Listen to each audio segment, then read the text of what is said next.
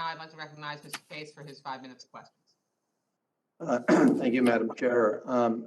Ms. Miller, I understand that the chair focused with you on that section of your written statement that cited a deferred maintenance and repair backlog of more than $30 billion, if I recall correctly, with more than 1,500 facilities considered poor. And I wanted to follow up on that in a couple of respects. I certainly have had direct experience with that at Joint Base Pearl Harbor Hickam, the center of PACAF in the Indo-Pacific, where there are a number of very, very poor facilities housing very high quality assets to include aircraft and others. And so I've got two questions along those lines, and I'll give them to you both up front. The first is, do you have, what are your specific plans to recapitalize Pearl Harbor Hickam? Number one, and number two, many of those facilities are actually vintage December 7th, 1941. And of course, they are historically relevant and should be, in many cases, preserved in some way, shape, or form to preserve that part of our history. However, the National Historic Preservation Act is administered by state historic preservation offices, which are very, very overstrapped, especially in Hawaii. I'm sure that's the case throughout the country. I have discussed from time to time with you collectively the idea that if the Air Force does want to recapitalize and wants to sort through the historic preservation issues with the State Historic Preservation Office, that you ought to contribute to the funding of the State Historic Preservation Office determinations on an objective basis, and there are ways to do that so that they're not compromised in terms of their objectivity. So number one, recapitalization. Number two, ideas on how to sort through historic preservation, especially with a historic base like Hickam.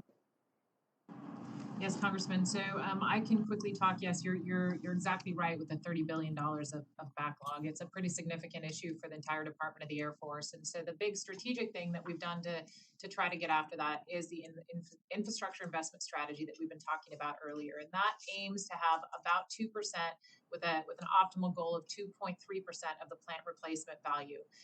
So there's a number of lines of effort under that strategy that we're only in the second year of, that instead of just looking at the worst first, tries to invest in installations at the sweet spot.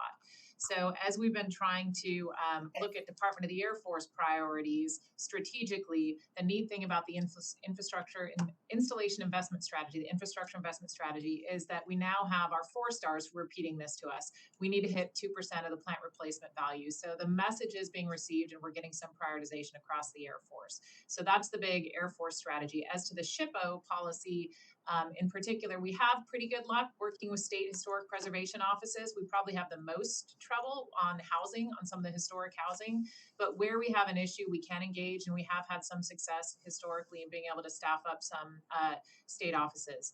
As to the specifics of Joint Base Pearl Harbor Hickam, because that is a Navy-led installation, I'm not sure. I'll turn it over to General Kale to see if he has anything to add about the prioritization of that installation investment. So with respect to the joint base there, obviously the Navy runs it and gets its funding, for the maintenance of that installation. And so they're the ones that would be able to speak best to that. We can speak best to Air Force requirements and what things, that we need to bring into there, in the future. We would fund any new MILCON or new,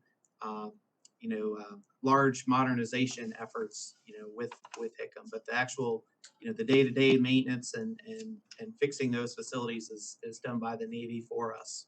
I don't know if that's not my understanding, sir.